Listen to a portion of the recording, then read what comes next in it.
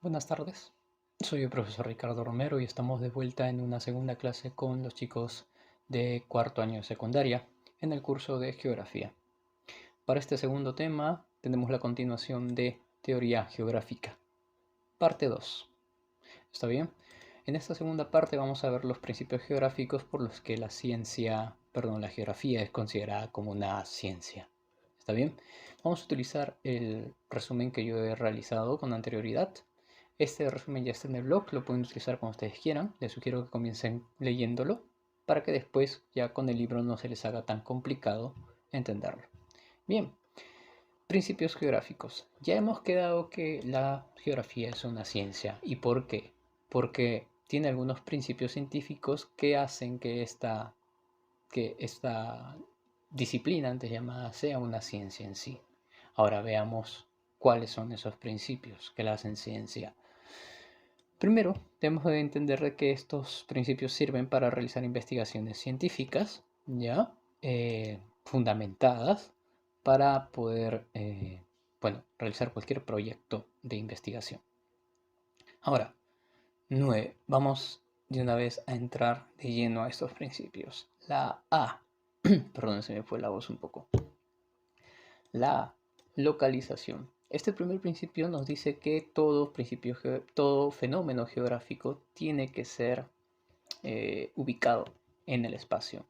Recuerda que la definición de fenómeno geográfico es aquella cosa que sucede en el medio ambiente. Por ejemplo, si llueve ahorita es un fenómeno geográfico. Si las aguas de un río se desborda, es un fenómeno geográfico.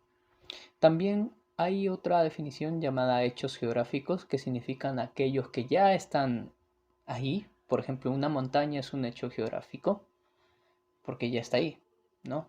En cambio, una lluvia sucede recién y eso es un fenómeno geográfico. Esa es la diferencia entre hecho, algo ya establecido, y un fenómeno, algo que está por suceder o que sucede en el momento. Ahí está. Entonces, este principio de localización significa que debemos de ubicar esos fenómenos o hechos geográficos, eh, bueno, espacialmente.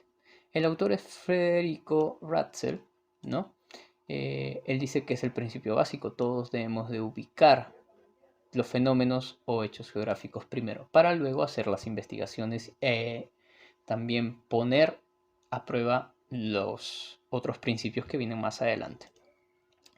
Entonces, para realizar la localización se tiene que hacer uso de coordenadas geográficas. Para localizar un, un hecho geográfico, un fenómeno geográfico, tenemos que utilizar coordenadas. El planeta Tierra está dividido en eh, paralelos, que son así, que son la latitud, y los meridianos, que son verticales, ¿no? Acá en la imagen podemos verlo mejor. Paralelos, aquí están los paralelos. El paralelo principal es la línea ecuatorial o el ecuador, que es la línea cero, es la que está en medio de todo el planeta, ¿no? Ese es el paralelo principal. Y los meridianos son esas líneas imaginarias verticales que también pasan así, ¿no? De norte a sur, sur a norte. El, el meridiano base es el meridiano de Greenwich, que pasa por Inglaterra, ¿no? En Greenwich, por eso se llama así. O Greenwich, que debería ser así pronunciado, creo. Pero bueno, no importa eso. Bien. Ejemplo, la ubicación de la cordillera de los Andes. Si nosotros decimos ubica en el espacio o localiza a la cordillera de los Andes, tenemos que utilizar latitud y longitud. ¿Qué latitud está? Latitud sur. ¿Por qué hablo de latitud sur? Imagínense, esta es la línea que divide el planeta en latitud norte y latitud sur. Para el sur es donde se encuentra la cordillera de los Andes. Por ahí donde se encuentra el Perú, pues no. Ahí está. Entonces, ¿a cuántos? A 32 grados, más o menos, aproximadamente, de latitud sur. ¿Ya? Los grados se cuentan desde el centro, del centro de la Tierra, que es el 0 grados, hasta donde llegue, pues no se hace una curvatura. Bien. La longitud oeste. La longitud oeste significa que voy a tomar como base el meridiano, ¿no? El meridiano de Greenwich, y voy a dividir el planeta en dos partes. Aquí lo podemos observar. La latitud este y la latitud oeste. Acá dice, longitud este, longitud oeste. Aquí tenemos longitud oeste.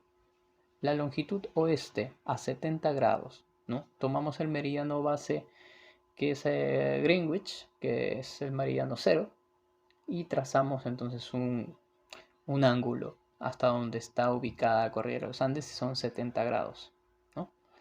Bien, descripción es el segundo principio de esta geografía como ciencia. La descripción significa, hay que describir las características de los fenómenos o hechos geográficos. Es decir, si tengo una montaña, tengo que describir sus características. Cuánto de espesor tiene su nevado, por ejemplo, de una montaña con nevado, pues, ¿no? Una montaña nevado, ¿no? Entonces significa dar a conocer las características de los fenómenos geográficos. ¿Quién es el autor de este principio? Paul Vidal de la Blache o Blaque. ¿Está bien? Por ejemplo, el mar peruano tiene, lo subrayo con negro para que entiendas que ahí está describiendo. ¿Por qué? El mar peruano tiene una temperatura media de 19 grados centígrados. Estoy diciendo que esa es una de sus características. Es, la palabra es significa que me está diciendo otra característica, ¿no? Es de color verdoso, ahí está. Y es el más rico del mundo. Rico en especies, ¿no? Más de 700 especies de peces. Bien, causalidad. El principio de causalidad consiste en que yo voy a encontrar las causas del por qué sucede tal hecho o tal fenómeno. Por ejemplo, si yo digo, ese nevado está ahí, es muy bonito, grande, mide tanto y ya está. Entonces tengo que encontrar la causa del por qué está ahí, ¿no? O cómo se originó. Entonces ese es el principio de causalidad. Busca las causas. Si por ejemplo llueve demasiado todo un mes sin parar, tengo que buscar la causa del por qué. Ese es el principio de causalidad, ¿no? Alexander von Humboldt, como lo habíamos visto en la clase anterior, es el que crea, bueno, propone este principio de causalidad, ¿no? Y gracias a esto, pues se pone a la geografía como ciencia. Se debe investigar las causas de un fenómeno geográfico, explicar el porqué de dicho fenómeno o hecho geográfico, por qué ocurre y qué consecuencias produce. Por ejemplo, los sismos surgen ¿por qué? Vamos a buscar las causas, ¿no? Porque las rocas del interior de la Tierra se rompen y liberan una gran cantidad de energía. Claro, las placas tectónicas debajo de la Tierra están en pleno movimiento y esto genera roces y genera movimientos de la Tierra. Si es demasiado fuerte el roce, genera temblores. Si es mucho más fuerte, terremotos. Bien, dice que se propaga de forma de ondas que a su vez causan, o sea, ya estamos hablando de que ahora causa otra cosa, ¿no? El movimiento del terreno. Eso significa entonces que estoy encontrando las causas del por qué suceden los terremotos o temblores. Así es como debería ser. D. Relación o también llamado principio de conexión. Este es Jan Brunner. Jan Brunner propone que se debe estudiar las múltiples conexiones entre los fenómenos geográficos. Dice que cada fenómeno está conectado uno con otro. Está conectado uno con otro. Por ejemplo, pongamos un ejemplo así en la realidad. ¿Qué pasó en el año 2017? En el año 2017, en marzo, tuvimos que parar las clases de nuevo. Bueno, en ese tiempo, tuvimos que parar las clases porque hubo huaicos. ¿Y por qué se generaron los huaicos? Buscamos las causas y tiene un porqué. Es que estaba conectado con las lluvias que tuvimos, las intensas lluvias que tuvimos en verano y que muy pocos pronosticaron ello, pues.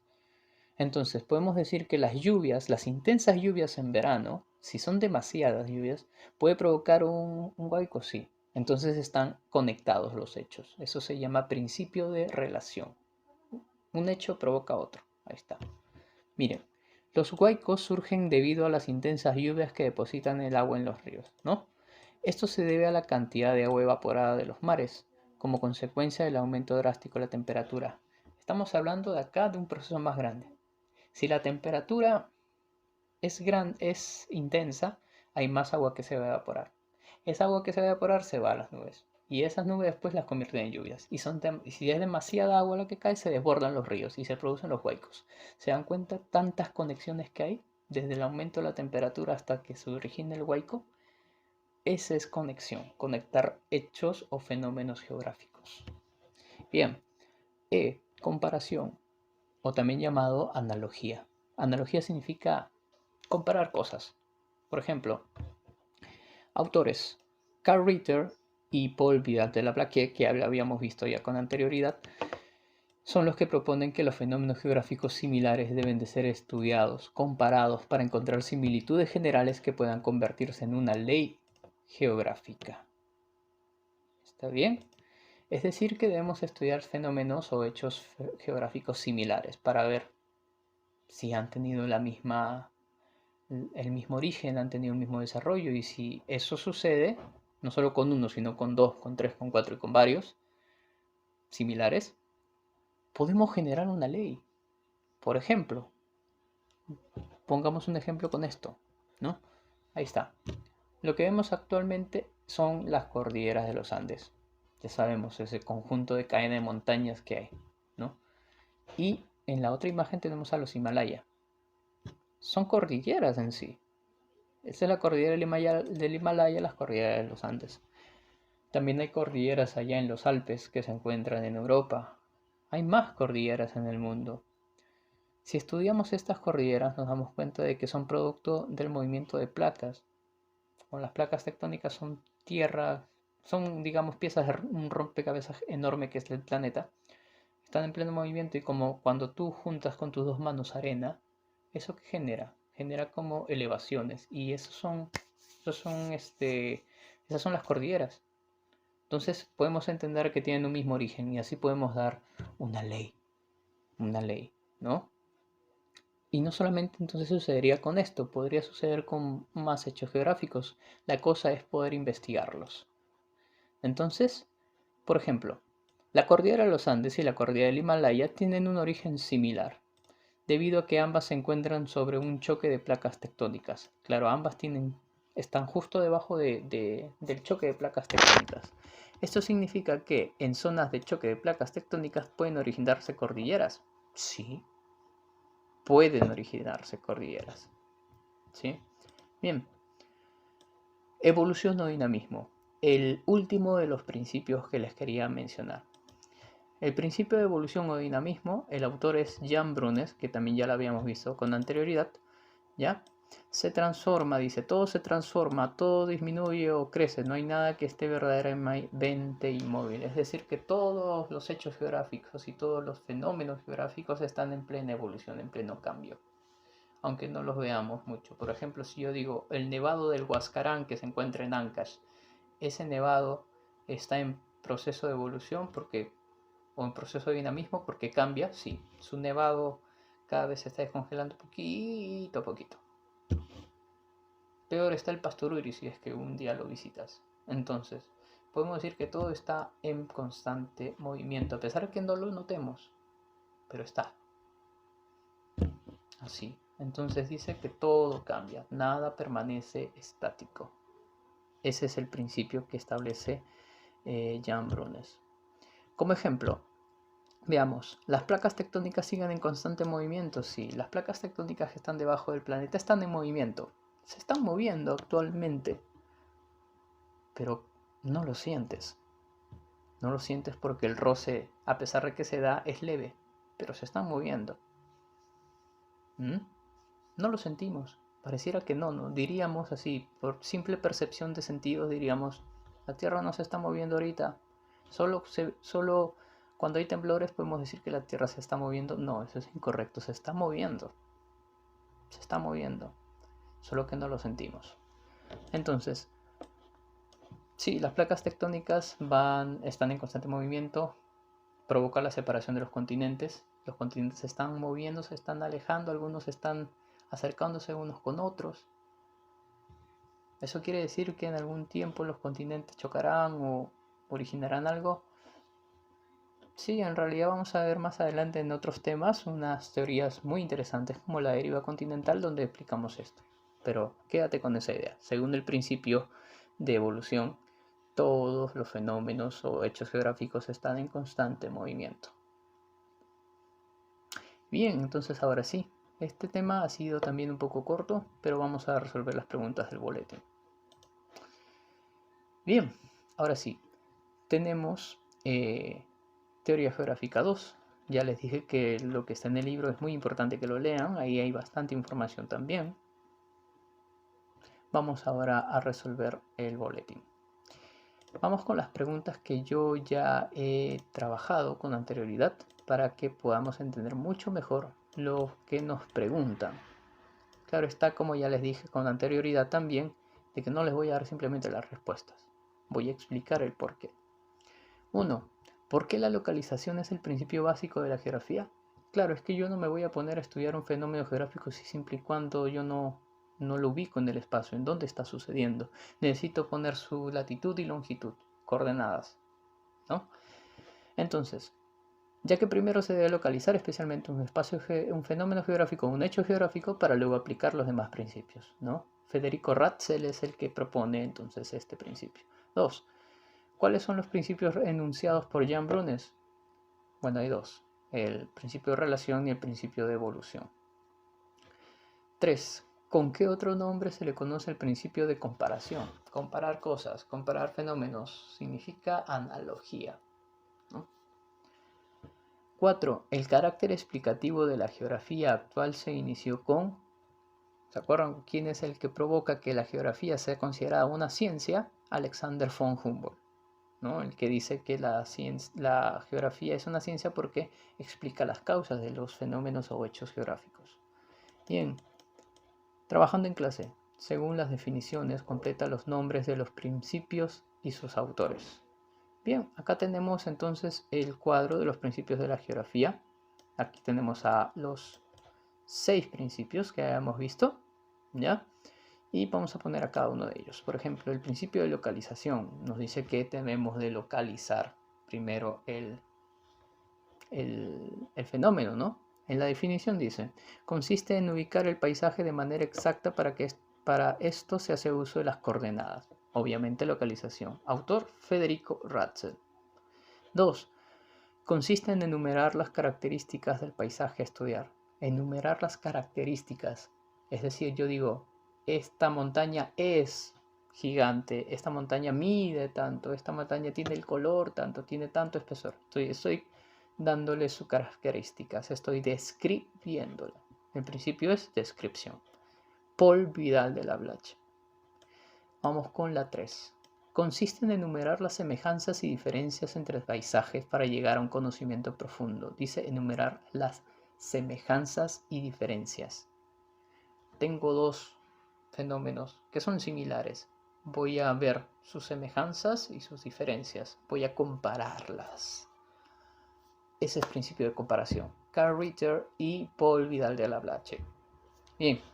4. Todo paisaje no está quieto, está en permanente transformación. Todo está en constante cambio, en movimiento. Significa dinamismo o también evolución. El principio de evolución de Jan Brunes. 5. El paisaje debe estudiarse como un todo y no de manera individual, ya que entre ellos hay múltiples conexiones. ¿Quién es el que dijo entonces que un fenómeno geográfico, un hecho geográfico está conectado con otro porque lo provoca? Eso significa conexión, relación. Ese es el principio, ¿no? Jan Brunes es el que propone este principio, el principio de relación.